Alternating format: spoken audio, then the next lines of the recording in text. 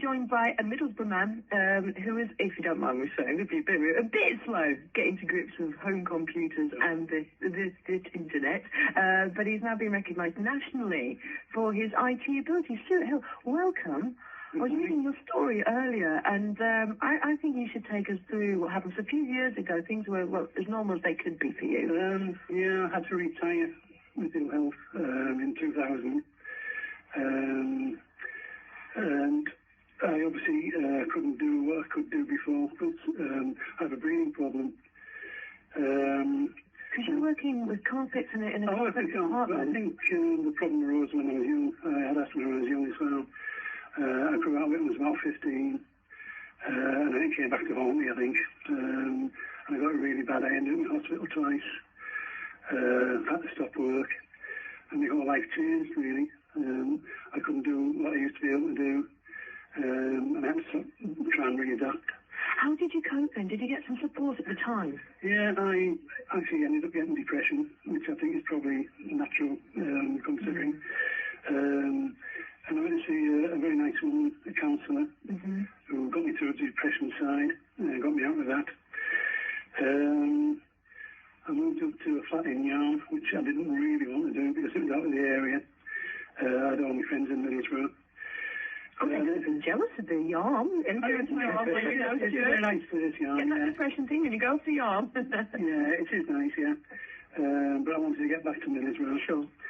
About 2.5 years ago, it changed my life. I moved back to Middlesbrough, and I moved into a sheltered housing scheme run by Anchor, which is excellent.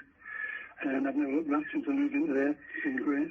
So so you came back. You'd had some support from your counsellor. Yeah. There was weekly sessions over how long? Yeah, it was probably about 10 weeks. She got me onto a confidence building course. Fabulous. Run by a company called AIF, Advocacy Information Foundation. They were very good. And at the end of the course, they asked me to do some voluntary work for them. What happens in a course like that? A confidence building? Because if you're lacking confidence, the last thing you want to be doing is going on a course out of it all. I know, that was a bit daunting, I must admit. The teacher I was saying no. Right, all right. That's all I'm all right with that one then, yeah. Yeah, and they're learning a lot of positive things, and just trying to rebuild your confidence. It's quite a good course, really. And I really enjoyed going to that. It was good. And I enjoyed the part-time work with them. That was good. Well, all of that though, because if you're on a course, did you have to produce any paperwork and have to write things down and use a computer? No. Actually, while I was working with them on a voluntary basis, we were working with some people with learning disabilities, and the guy I was working with asked me if I'd like to produce a book for them.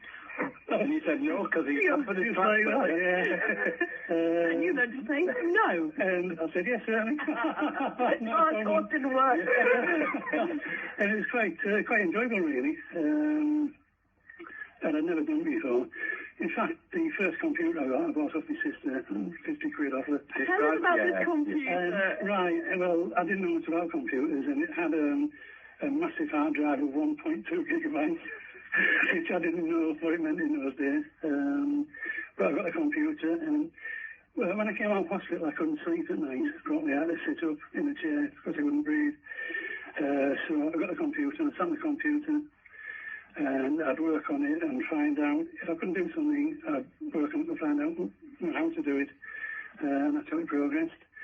And that's the actual computer I wrote this book on for these people. That was the first thing I did. Then I produced some leaflets for them from there. And little did you know that, however many months later would lead to a National IT Award. We'll find out about it in a few minutes' time. Stuart Hill with us here on BBC Tees. It's Neil and Diane at 11:26.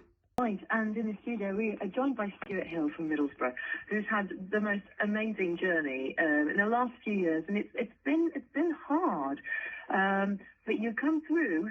And last night even you were being a Mr. Glamourpuss.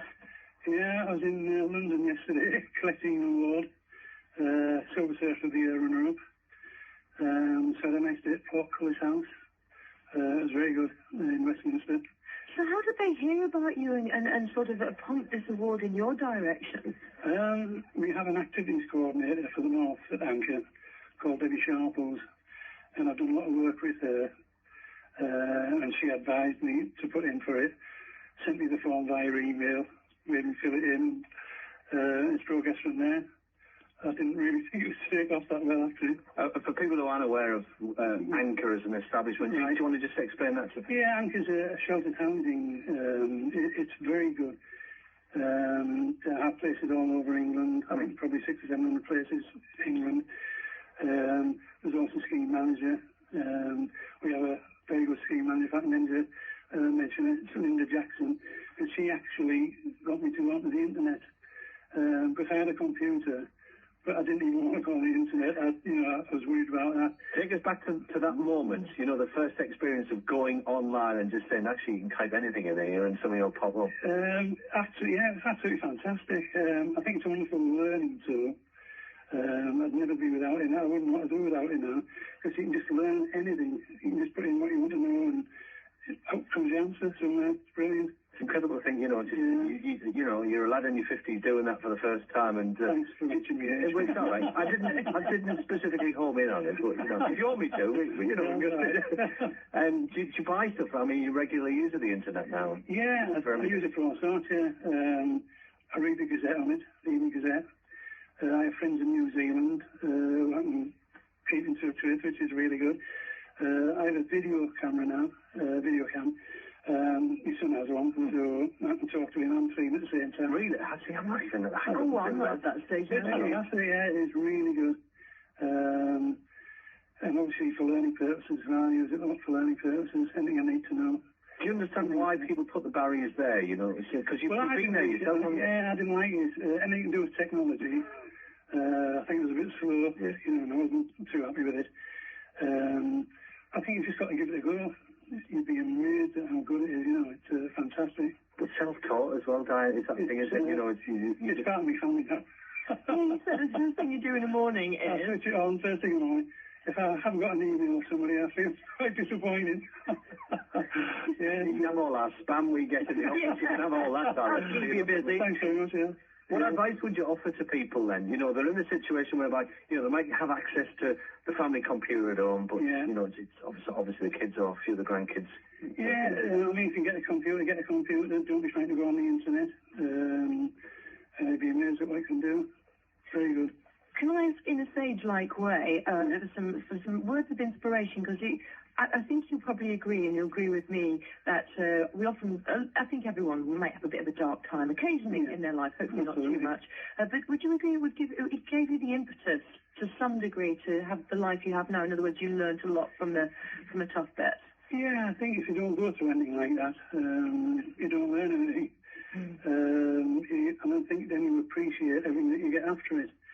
You come out of the dark hole that you're in, or whatever it is that you experience, and everything else after that's a bonus.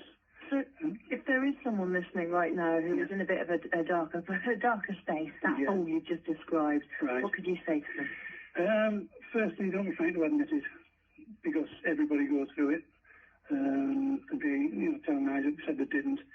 And don't be afraid to seek help. Talk about it, get talking to somebody, find a counsellor or somebody, or even a friend. Are you into gizmos as well now? Every bit of technology that comes out, you can plug it in the USB. No, not really. You just stick with the basics, but you can do the basics well. The basics, yeah. You've got a camera, and you're doing webcam. Yeah, it is good, yeah. I'm quite happy, and if I can't do anything, I just got in front of my son, and he tells me how to do it. Where have you put the award? It's plugged in. It's in a scheme at the minute. I'm going to hang it up somewhere. Very nice. Probably near the front door somewhere, you say. Stuart, thank you so much for coming in to talk to us this morning. If Stuart's story has inspired you, it is UK Online Day today, so if you haven't used the internet before, today's probably your chance to do it. There's loads of places where you can actually go. Just give us a call here at BBC Tees this morning. We'll pass all the details across to you. Loads of centres, as I say, across our part of Teesside, County Durham and North Yorkshire. The phone number you need, 01642 225511. BBC Tees with Neil and Diane and Dr. Hook now.